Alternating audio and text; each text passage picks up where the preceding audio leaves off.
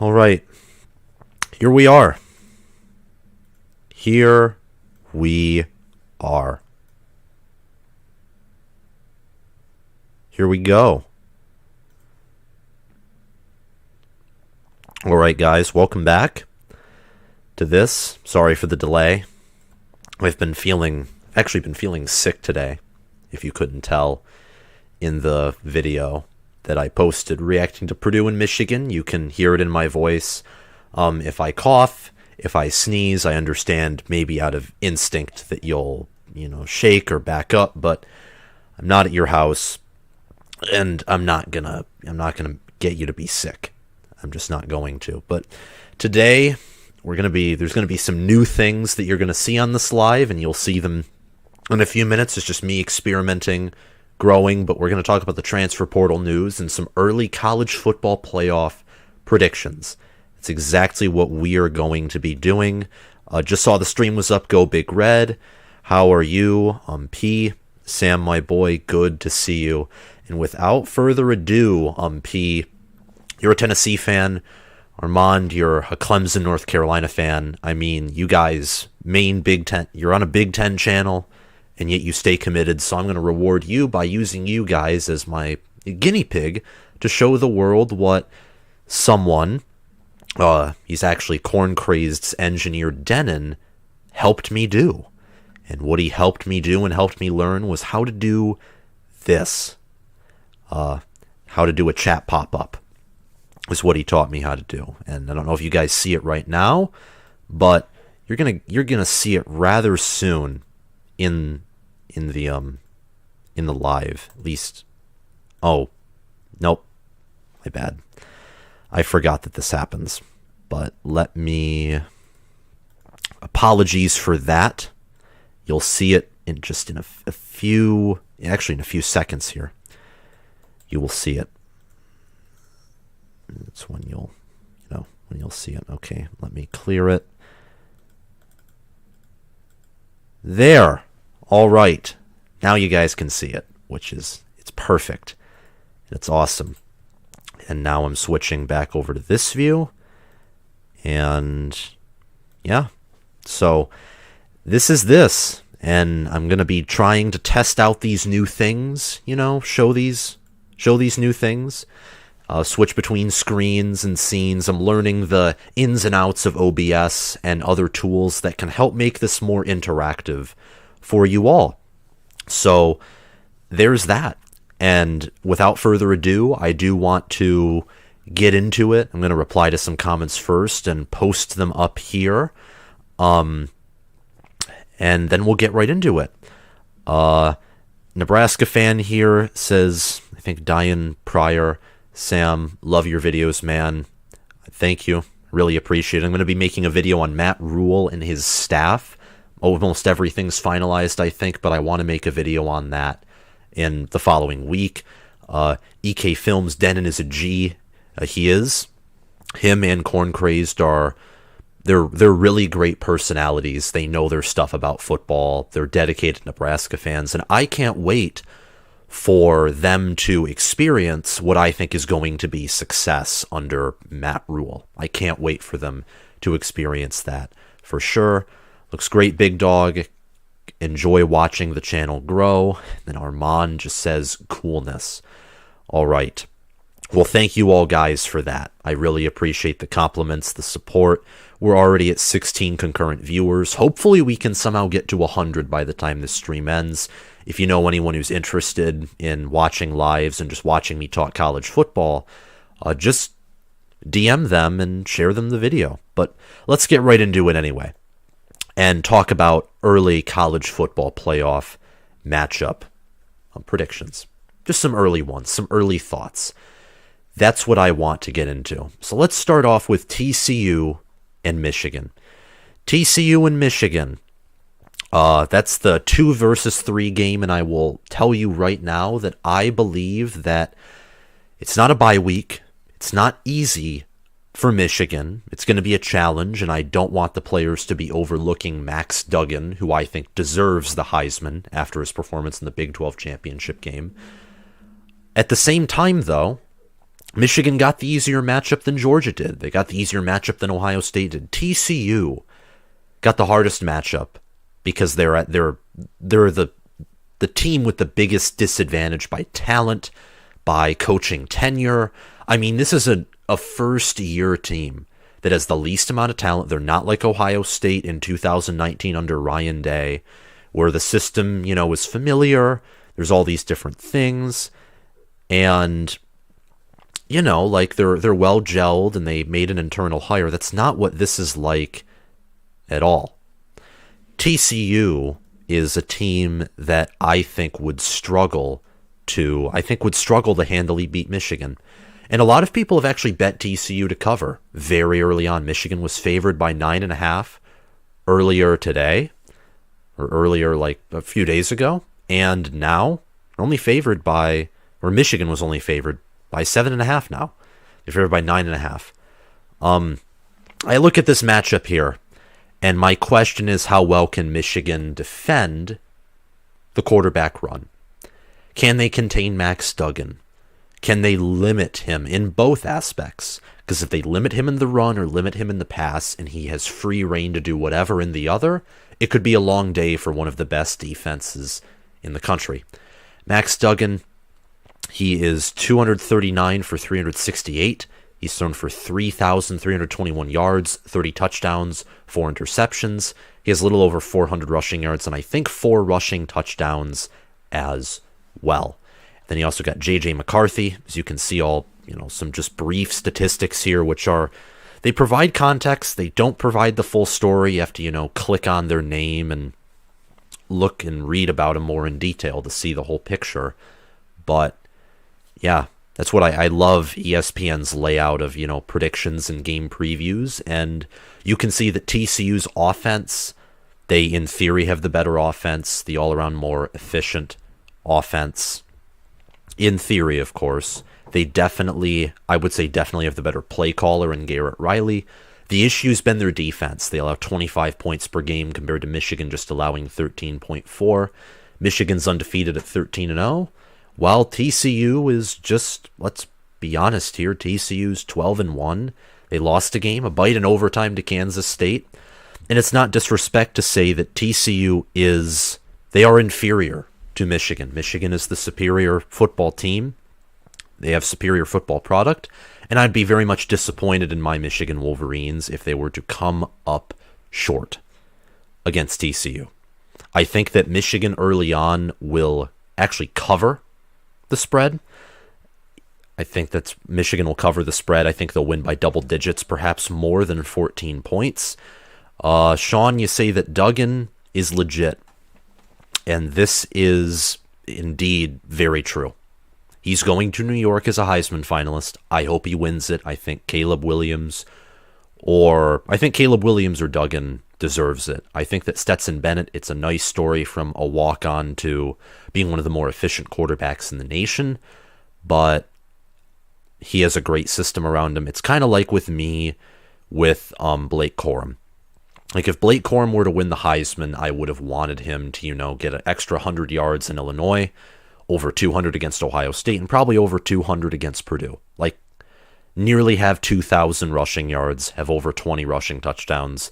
His injury is unfortunate, but he didn't make the trip to New York, and he's not going to win it because statistically, and if we're being honest here, by on-field play, I don't know if he is the best running back in the nation. I think he is, but I don't know for sure. I can't give you a confident yes on that. I can say that Blake Corum and Donovan Edwards are the best running back duo in the nation.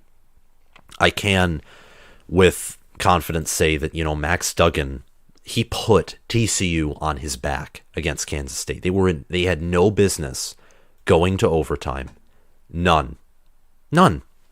Without Duggan being there. They had no business. His Heisman moment was when he basically ran by himself the ball for a final game-tying drive. That was the Heisman moment.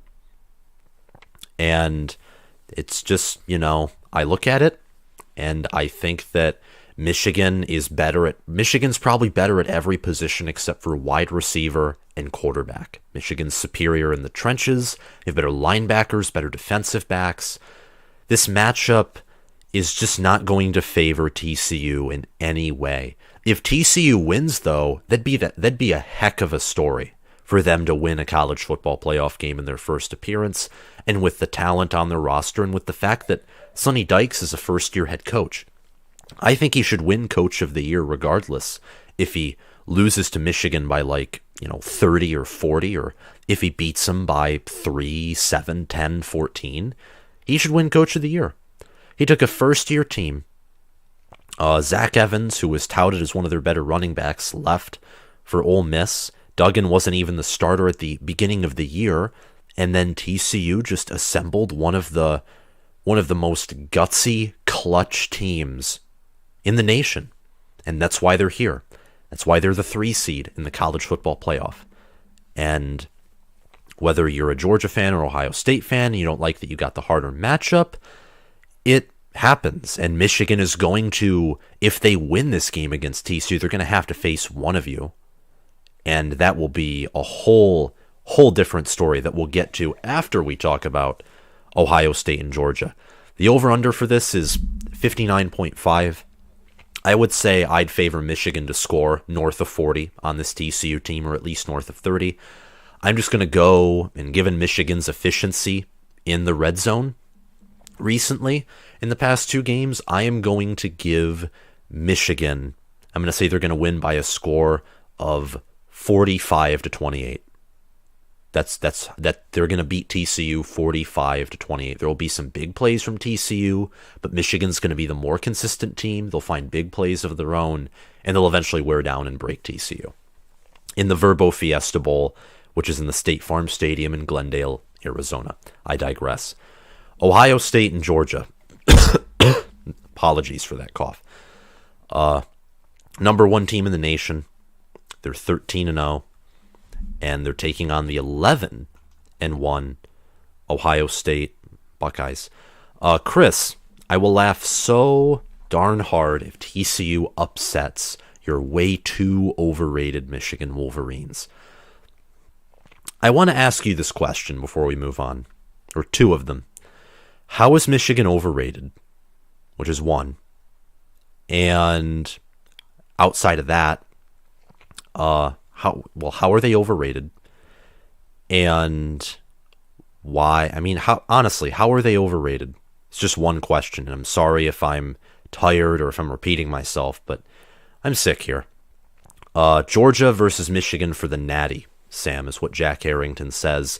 I would favor that. I would honestly favor that to be the case. I'd favor a Michigan-Georgia Natty. I think that's what it will come to.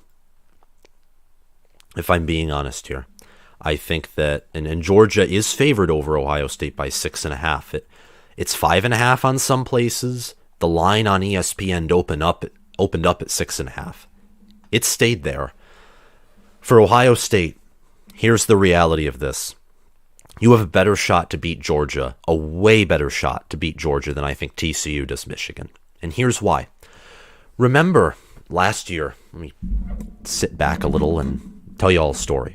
Remember last year when Alabama, 11-1, they come into Georgia, and not come into Georgia, but they go into Atlanta, which is basically going into Sanford Stadium.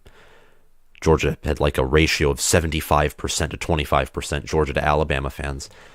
And the narrative was Nick Saban owns Kirby Smart, but this Georgia team is so good. They're so invincible. I don't see any way for Alabama to pull this off. And I get that a lot of people they're saying that about, Ohio State versus Georgia. But here's the thing. Remember that Georgia defense last year and how Bryce Young put up like 41? It was like 41-24 was the final score. I'm pretty certain.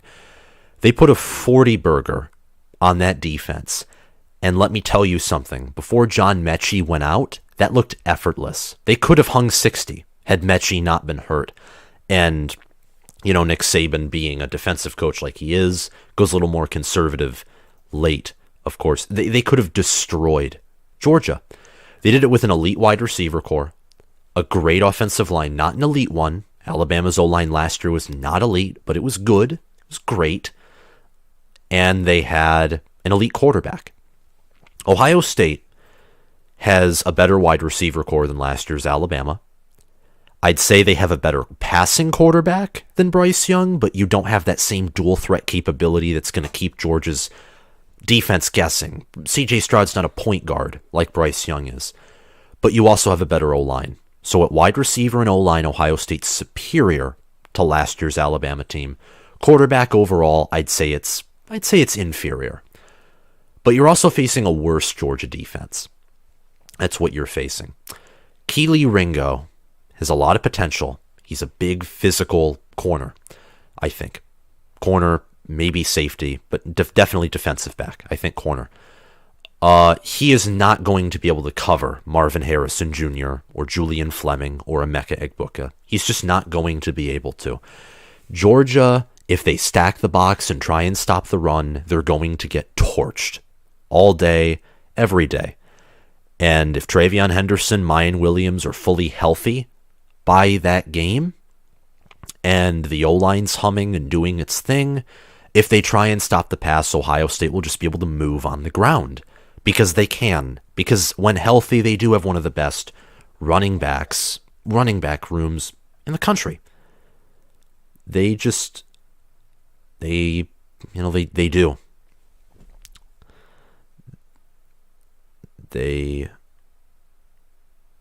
It's just, just crazy. Like, the matchup is such in favor of Ohio State, in my opinion. It really is in Ohio State's favor. Now, the issue, of course, with that, in saying that, is that matchups are great. They're awesome. That's why we talk about the games. But Georgia's a more physical team, and Georgia's more mentally tough. If Ohio State has to play Georgia close for more than 2 quarters, they'll probably mentally melt down. And you'll start seeing the penalties. You'll start seeing the picks. Ohio State's best shot to win this is they go full in, full aggressive, no conservative play calling from Ryan Day.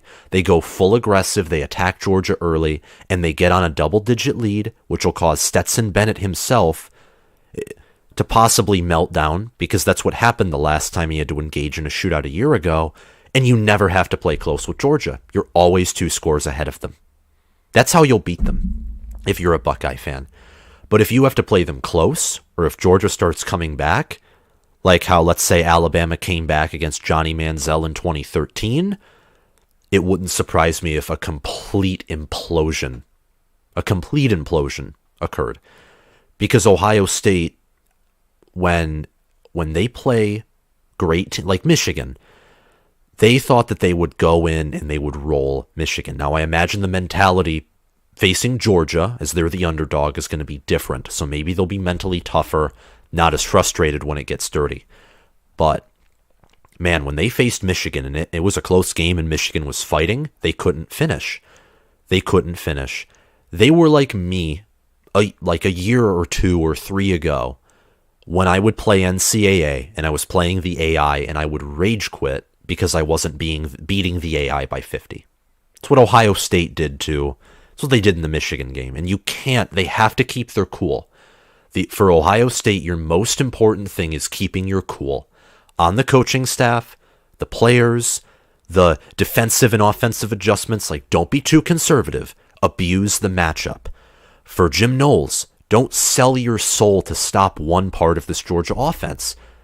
You'll probably shut down their run easier than you do Michigan's, because Georgia's running backs aren't nearly as good as Michigan's, but Stetson Bennett and Georgia have had, if I'm being honest with you, what I think is a more potent passing attack, especially, in the middle, medium, and short range portions of the field with their tight end room. Darnell Washington literally looks like an offensive tackle, and he can catch the ball, and he can run. So you got to keep cool if you're Ohio State. DeMoney 5-6-7-5. I like this. I doubt you remember, but the last time you were live, I made a comment saying that the OSU Michigan game was going to be like 2018, and I couldn't more wrong respect to you in Michigan. Was that before the game happened and I said that it could be like 2018? I don't know if I don't know if I remember that, but I wasn't predicting that Michigan was going to blow out Ohio State. What I might have said is that Michigan, like, that game reminded, I think what I said is that game reminded me of 2018, but it was the inverse. Michigan just, I mean, that literally was picture perfect Don Brown defense played by Jim Knowles. It was picture perfect. Complete picture perfect. Except unlike Don Brown, he made adjustments. The problem was they were too late, and then he sold his soul to defending the pass, which opened up Michigan's run game. And that game in Columbus was very much like the 2018 Michigan OSU game, just flipped on it. It was flipped on its head. It's exactly what it was. And that's why if I'm, you said it. You said it's going to be like 2018. Well, then you as an Ohio State fan, you said it's going to be like 2018 in favor of Ohio State? Is that what you said? I mean, regardless, I still respect either opinion. If you said Michigan was going to do that, then you were right. If Ohio State did it, you were wrong. But I was dead wrong on that game. I thought that Michigan wasn't even capable of scoring 40 points. I didn't think Ohio State was capable of, scoring 40 either, and at least in regulation, but Michigan holding them to 23 points and then scoring 45 of their own that was beautiful. It was absolutely beautiful. And Armand, I do want to, pay attention to your comment too. You were saying that with DJ gone, that Clemson's QB problems are fixed, and I couldn't agree with you more. If I'm being real with you here, I think that, yeah, with DJ gone and Cade Klubnik in, their QB problems are fixed, but they still have offensive line problems, they have tight end problems, they have wide receiver problems. Quarterback's just one of those. Until they get some wide receivers in there, they're not touching my national title predictions for next year. They're just not going to. In that game versus Tennessee, it's going to be interesting seeing Joe Milton with those wide receivers and facing off against Clemson, who I think that even with Joe Milton, I actually think that Tennessee is the better offensive team. Defensively, I would still have to give it, of course, to Dabo Swinney and company. Okay, I would say, to get back to this game and then I'll close out, I was to give an early prediction for this game, like a very early prediction for this. Ohio State is 1-1 in top 10 games. On the road, they came back and they smashed Penn State late. Against Michigan, they were at home, and Michigan broke. Michigan broke them, but Michigan's the much superior team compared to Penn State. There's a reason that Michigan won by 24 points against Penn State, and really it more so felt like they won by 50 against Penn State, because Penn State's points came off of turnovers, unsustainable drives, and Michigan, every point they got was sustainable. Every drive they had could be repeated under normal circumstances. For Penn State, that wasn't the case. But Ohio State's an underdog, and they perform extremely well as underdogs. And I frankly don't think that Ryan Day is as bad of a head coach as some people have reacted to. The narrative that he's super soft, all these things. Listen, I don't know if he is Urban Meyer, and I have a feeling that, you know what? He isn't Urban Meyer. Urban Meyer's like one of the best coaches in all of history. But Ryan Day's still elite. Ryan Day faced two Michigan teams that were better than any Michigan team Urban faced outside of maybe 2016. And I'm telling you here, that 2016 team, even if it was more talented than 2021 Michigan, they were worse in every aspect compared to this Michigan team in 2022, and they didn't have the same mental toughness that the 2021 Michigan team did, or the same elite level of staff. this will probably change, or it has a risk of changing. I'm going to, partially for the heck of it, and that I want to see this happen, I'm going to go, you know what? I'm going to go Ohio State 38, Georgia 24. Because I think the only way that Ohio State wins is they get up big early, or at some point they break loose and Georgia's playing catch up. And I think that Ohio State, with the fact that I think that Michigan has the better offense, they have the more explosive offense than Georgia, and the fact that Ohio State can not sell their soul against Georgia's run game and stop it. They can do that with Tommy Eichenberg, Steele Chambers, JT Tuimoloau, Mike Hall. They don't need to send 7 or 6 people forward against Georgia's run game to contain Georgia's run game. They don't need to. They can probably get away with 5 and put the rest in coverage, maybe double team Bowers or double team Washington. Let those wide receivers work not one-on-one, but with safety help, unlike the Michigan game. And I think that you can contain Georgia's offense. Not stop them, but I'm going to go with an Ohio State-Michigan national title. And part of that's because I want to see it happen. I can see it happening. But I will admit, Georgia and Michigan, if you were to simulate the playoff multiple times, I guarantee you the result would say Georgia makes it more times than Ohio State does. Because Georgia overall is the better team than Ohio State. They have the higher potential, they have the higher ceiling, they have the much higher floor, but I think the matchup here favors Ohio State. And if Ohio State didn't completely get floored against Michigan, and it was a close loss, this might be a different conversation. I might even boldly proclaim that Ohio State is the better team than Georgia, along with the fact that if Stetson Bennett didn't look amazing in every top 15 game he played in. Cubs Hockey 9, Ryan Day is still Charmin Ultra Soft, and I will not stop pushing that narrative. Listen, I don't know. Maybe he is, but I don't want to get too... I don't know him. I've watched the game, and I've watched games he's coached in. He's 45-5. He crushed Michigan in 2019. And next year, it's in Ann Arbor. I think Michigan's, by being in Ann Arbor, playing the football they play in with what they return, Michigan will be the better team. I'm actually predicting Michigan will be better next year and will beat Ohio State next year. Doesn't mean it's a guarantee.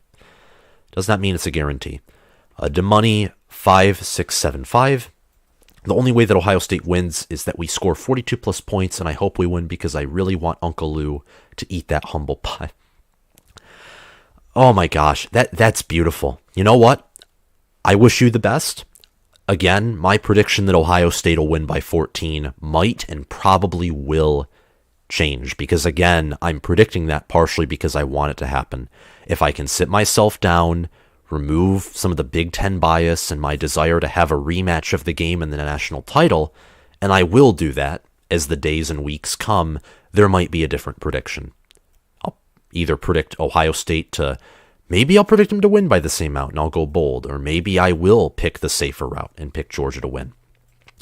Let's talk a little bit about the college football playoff rankings, more specifically all the different matchups that are at play, the New Year Six Bowls.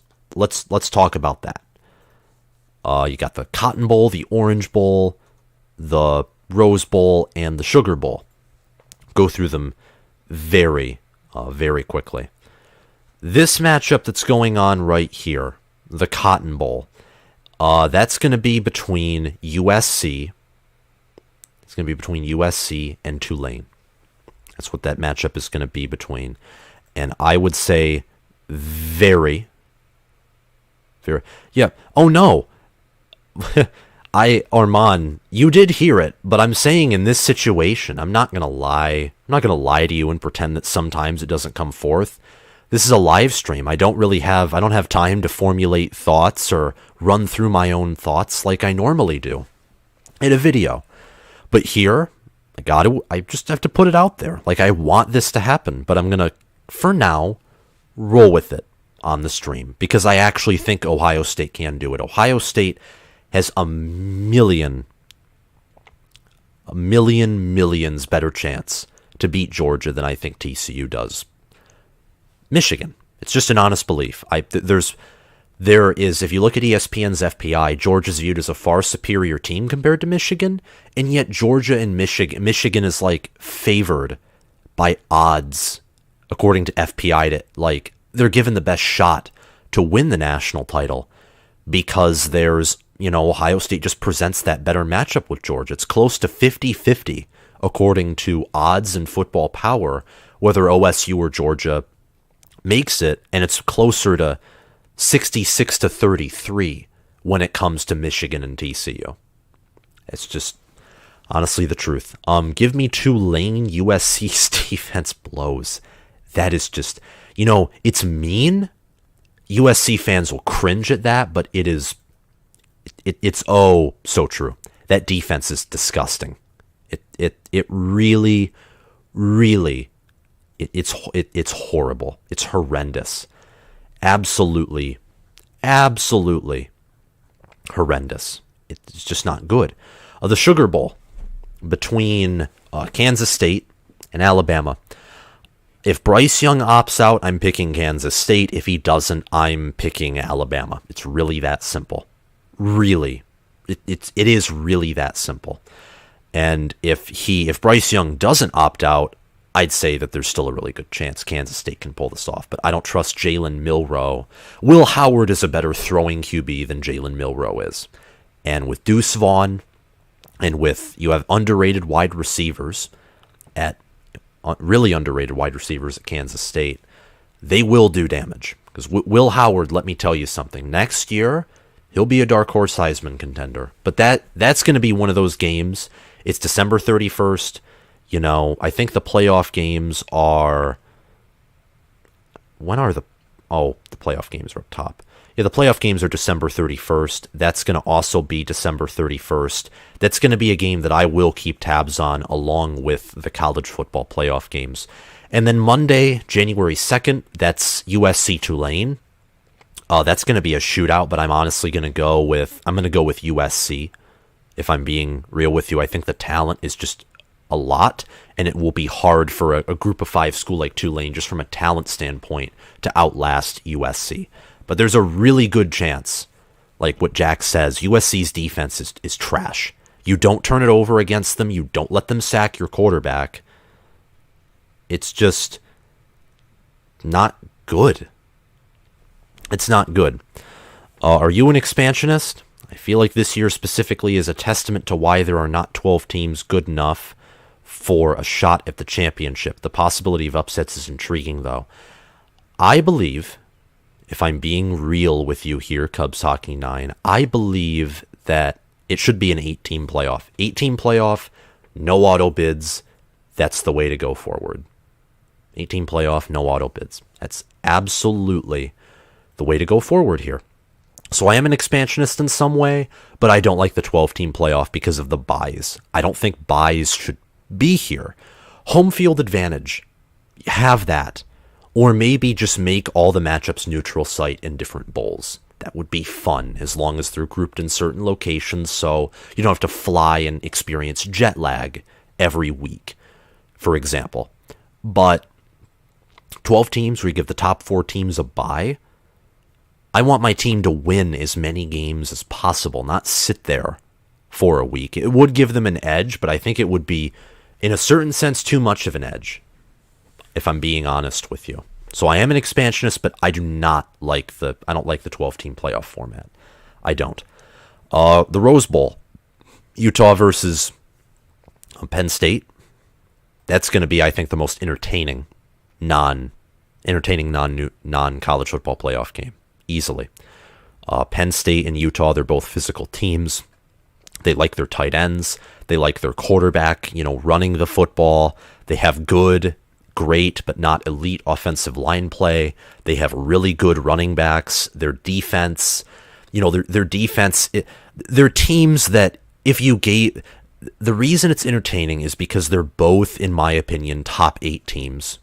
I think both of them are actually underrated in the college football playoff. I have Utah at I think 6 and Penn State at 7. I think that both of them are underrated in the college football playoff rankings.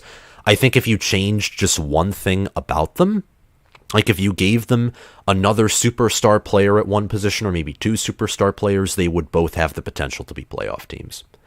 That's why it's going to be exciting. And because it's the Rose Bowl, the granddaddy of them all. And then, the Sugar Bowl, the Capital One Orange Bowl, which performs the day before. Tennessee versus Clemson, I would say, is the next most entertaining. With Cade Klubnik at quarterback, Clemson might have an offense, but let's just throw this out there. UNC's defense wasn't even top 100 in efficiency. Tennessee has a better defense than UNC. Almost anyone with a pulse has almost anyone with a pulse has like a better defense than UNC. And Drake May, Heisman, that died. It died before the ACC title game, but it was on life support. Maybe there's a chance it could have came back. It was killed. They took him off life support when he threw that pick that was returned for 6, and then Dabo Swinney had his kid run it in for a 2-point conversion for Clemson to go 11-2. Tennessee and Clemson and Utah. I mean, all these New Year's 6 matchups I think are entertaining, if I'm being honest with you. The most balanced one that'll probably be the closest game, is the Rose Bowl, but the Cotton Bowl, the Sugar Bowl, and the Orange Bowl, these are matchups that we just haven't really seen before, or seen for a while. The fact that Alabama's out of the playoff for the first time since 2019, but they're in their first non-playoff New Year's 6 bowl for the first time since 2013, because they were in the Citrus Bowl when they weren't in the playoff in 2019. They weren't facing a top 10 team because Alabama, for whatever reason, wasn't treated as a top 10 team that year. They're facing a top 10 team in Kansas State. They're not facing a 9-3 Don Brown, Shea Patterson, Michigan team. They're facing a better team with what I think is a team of similar level, if not inferior level, compared to that 2019 Alabama squad. So that is a chance to be a real game. Tennessee versus Clemson. I could see Tennessee blowing out Clemson just because Tennessee's played the tougher schedule. I think they're the better team. I think Clemson's still overrated, but with Cade Klubnik and what he did, and like he can run, he can pass. Clemson's defense very much limited Drake May. They played what I thought was, just from statistics, a bend but don't break game, and it worked to perfection against one of the best offenses in the country. Means they can certainly do that against Tennessee without Hendon Hooker against Joe Milton. And then the Cotton Bowl Classic, USC and Tulane, group of 5 versus a team that is very similar to Tennessee in a lot of areas. Great offense, not so good defense, compared to a team that's solid in fundamentals under Willie Fritz's Tulane. I can't wait to see what happens. Just can't. Last 100 years, the series between Ohio State and Michigan is 48, 48, and 4. This is what parity looks like. My goodness. That is balanced. It's beyond balanced. It just speaks to the fact that that's the best rivalry, or one of the best rivalries in all sports. It's certainly the best rivalry in college football by a long shot. And then finally, I want to talk about the transfer portal. Just for a few minutes. Trayshawn Holden, wide receiver. Him being crystal balled to Iowa is interesting. Cade, let me say this. I very early, and I'll say this on the live stream, I think that Iowa's going to be top 15 or top 10 next year. I think that Kirk, just looking at the fact that they got Cade from the portal, and it looks like they're going to get Erick, reports and rumors of that already happened before he announced he was in the portal, and if they are going to get like a guy like Trayshawn Holden from Alabama at wide receiver, regardless of if Brian Ferentz is calling your game, if you get more talent, your offense will still be upgraded. Now, I don't think they'll be a playoff team. Maybe they will if the Big Ten really messes the bag next year, messes the diaper. But listen, they're going to return guys on defense, not all of them, but I think they're going to return most of their secondary. They're going to return at least one guy from their elite D-line and elite linebacker room.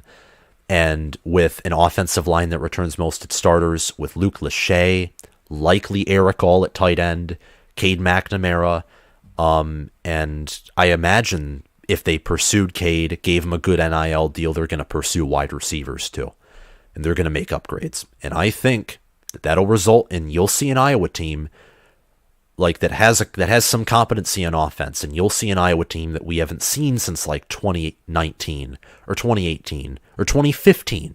Think closer to the 2015 team. You're going to see better offense, similar production on defense, and just that sizable but not massive improvement on offense will lead to several more games being won. I think they'll get 9, 10, 11 regular season wins, and they'll be more competitive than they were in last year's Big Ten championship game.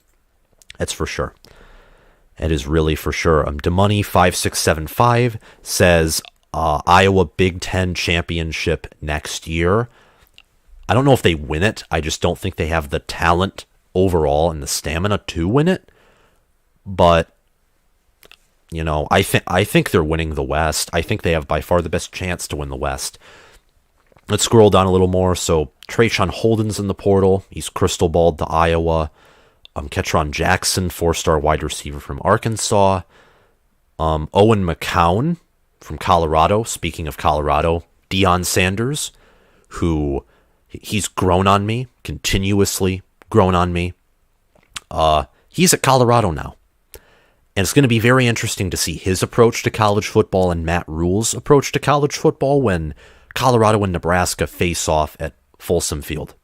That right there is going to be one of the most entertaining, interesting college football games for the Big Ten non-conference schedule next year. Write that down. Colorado and Nebraska. If it's not competitive, if one team blows out another, you're going to look at that likely as a point of review for one of the programs. Honest to goodness. You got, some guys leaving Oklahoma. You got, I'm just scrolling. I'm scrolling here. There's so many names in the portal. It's crazy. Simeon Smith, wide receiver at Michigan, who's probably a walk-on, is transferring out. Tarajda Mitchell, high 4-star linebacker, transferring away from Ohio State. Nick Evers, who came in last year in last year's recruiting class. After 1 year, he's transferring away from Oklahoma. 1 year. And he gone. He's gone. Gavin Williams, running back from Iowa. He's gone. A lot of these guys, they can return to their schools, but let's be real here and just say they're likely not returning. And more likely than not, they won't even find a home, which is, in my opinion, sad, but it is what it is. What do you think of people saying that USC should have gotten in over Ohio State? It's ridiculous. It's utterly ridiculous because Utah is 10-3. They've lost 3 games to UCLA, to Oregon, and to Florida. Those teams combined have those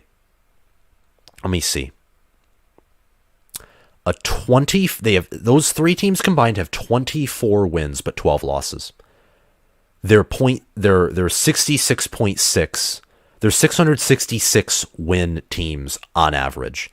They have 3 losses to, on average, teams that win 2 out of every 3 games. And USC lost to Utah twice. First was on the road. Utah made some early mistakes, but clutched back and won by a point. The second time, Utah did what Iowa did to Penn State last year. They physically bullied them into submission and rolled over them. Ohio State lost 1 game, 1 blowout game, but USC lost a blowout game, a non-blowout game. Ohio State lost to a team that's undefeated, 13-0, not 10-3. Twice. They lost to a 13-0 team once, not a 10-3 team twice. And look, by every metric you look at, Ohio State's better than USC. And they have the better strength of record, better strength of schedule. They're the better team. There's no way that USC deserved to get in. This might be bold, but part of me honestly believes that even Alabama deserved to get in more than USC. Kansas State and some of these 3 lost to Utah, Kansas State. If this was the NFL, if we had an NFL playoff system, they would deserve to get in over USC. Honest to goodness. Like, for real. USC is, their record is certainly puffed up, and I think the Pac-12 championship game showed that.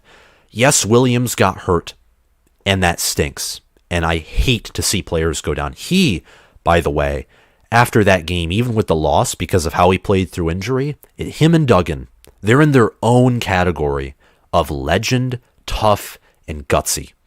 Only those two should win the Heisman after this season, because they carried and willed their teams to double-digit wins. Honest to goodness. But, no. With 2 losses, you should not be in over a 1-loss team like Ohio State, who's, done so much. The committee, in theory, cares more about resume and wins and losses than power rankings and team potential, which means if you're a Power 5 team and you're 11-1, you're going to be taking over a 10-2 team, even if the 10-2 team looks much better on the eye test. And USC doesn't even look better on the eye test, so they don't deserve it. They just don't. Connor Bazelak, I know from Indiana, entered the portal, which is interesting. You got, Reggie Bracey. You got Erick All in the portal. He's also crystal ball to Iowa. Cade McNamara in there. Sorry if I don't know all of these names, but, there's hundreds of them, so I actually take that apology back. Jeremiah Trojan, linebacker from UCLA.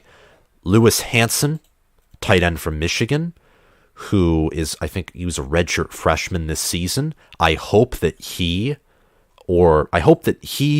returns knowing that Erick All is gone, or that we pick up someone from the portal as a Michigan fan to add to our tight end depth, because Colston Loveland might be one of the nation's better tight ends next year, but with Erick All and Lewis Hanson leaving, and with how our offense works, like we had 3 tight ends in one of the plays against Purdue, we need better tight end depth.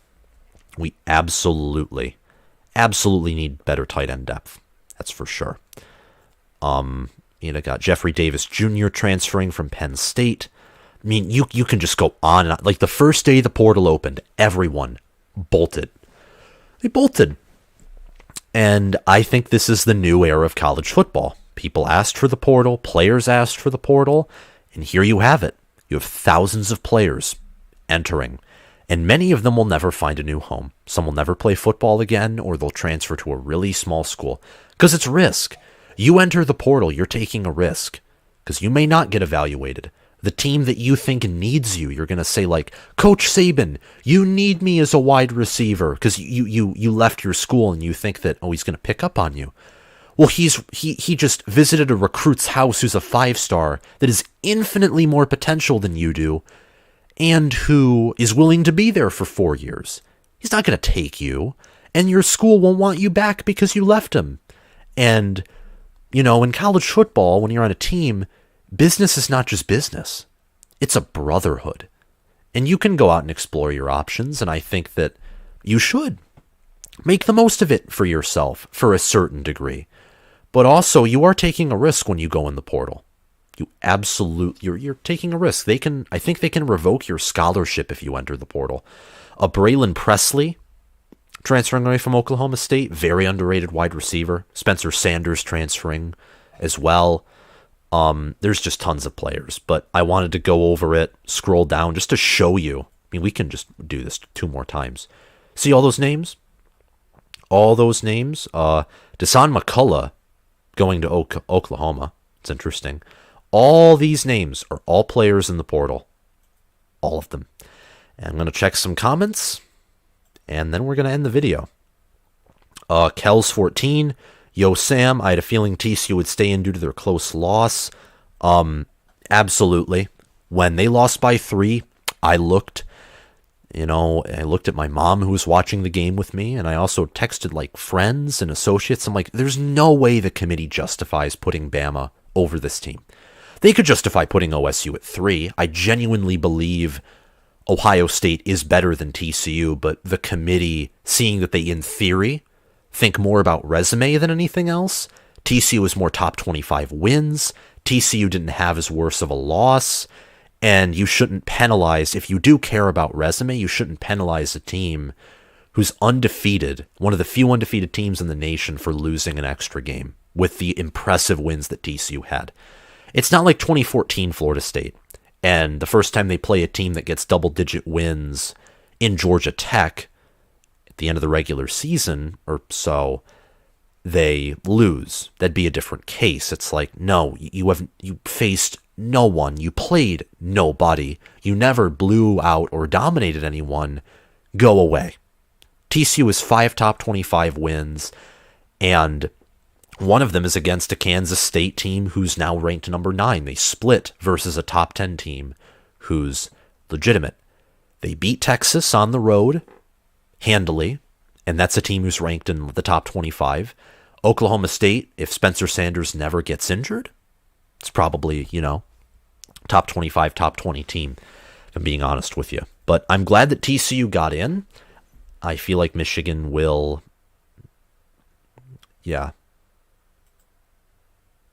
Oh, Ballas basically said without saying it, sounds like he all thinks he was told he could come back to the team if he got that back surgery. And sounds like medically they could not. He could not be cleared. Well, that's unfortunate. That really is unfortunate. And I know that for him, even though it wasn't intended to be a betrayal, it feels like it. And I have empathy for him. Ahmed, Erick is leaving Michigan, which stinks, but it is what it is. And last comment, what do you think of JSN declaring for the draft? I don't know. I mean, I would love to see him play for Ohio State, but if playing for Ohio State means he re-aggravates his injury and it turns into something far worse, then don't do it. Don't do it. And listen, with how he's been injured and with how he hasn't played as much, don't you think that Marvin Harrison, just because he's, played with the team and has built that chemistry, don't you think that Marvin Harrison would still be wide receiver number 1 even if JSN comes back? And isn't there a possibility, too, that JSN would just be a decoy to scare Georgia's... for real here. Marvin Harrison Jr. is wide receiver number 1. JSN, just from the fact he hasn't played almost any games with Ohio State, Marvin Harrison Jr. probably has better chemistry with Stroud right now, doesn't have any rust on him, and I honestly don't think it changes OSU's potential to win the national title as much as Corum being out with Michigan. Doesn't change it as much, because Michigan has worse depth at running back. Almost anyone in the country has worse depth at any position compared to Ohio State's wide receiver room. Ohio State can plug and play with wide receivers. If healthy, Smith and Jigba, Marvin Harrison Jr., Emeka Egbuka, Julian Fleming, Xavier Johnson. You could go 5 wide with 4 wide receivers of NFL potential, and Xavier Johnson, older guy, senior, I don't know if he has an extra year of eligibility left, but Swiss Army knife, he's better at running the football than any of those other guys. That's a deadly, healthy 5 wide. You could not contain that. You could limit it, but you could not contain that wide receiver room. Ever. And that's where I'm going to end this video. I think that in this order, it's the most likely teams to appear in the national title. I think Michigan, then Georgia, then Ohio State, then TCU. That's the order of teams that have the best chance of appearing in the national title game. Now, what the matchup looks like when it happens totally depends. Part of me would pick Georgia over Michigan. A huge part of me would if they met. A huge part of me would pick Michigan to beat Ohio State for the second time, just by the nature that Michigan did it and by the potential matchup they have, though OSU would probably play a much closer game. If TCU met up with Ohio State or Georgia, the fact that TCU beat Michigan means maybe I don't know as much about TCU as I would have liked to, and maybe they have a much higher ceiling than I thought, but I wouldn't pick them if they beat Michigan. I would not pick them very much likely to beat Ohio State or beat Georgia. And the portal, it's insane. It's crazy. I think there need to be some limitations to that in NIL, but I'm not an expert. Thank you, Kels14, for the support. Love you too. I love all of you in this community. Thank you for 8,000 subscribers, and I will make a video for you guys tomorrow and the day after that. Can't wait to cover the New Year's Six and College Football Playoff Bowl games with you guys, and cover the 2023 season after the 2022 postseason concludes. Thank you guys, and just have a good day. Bye-bye.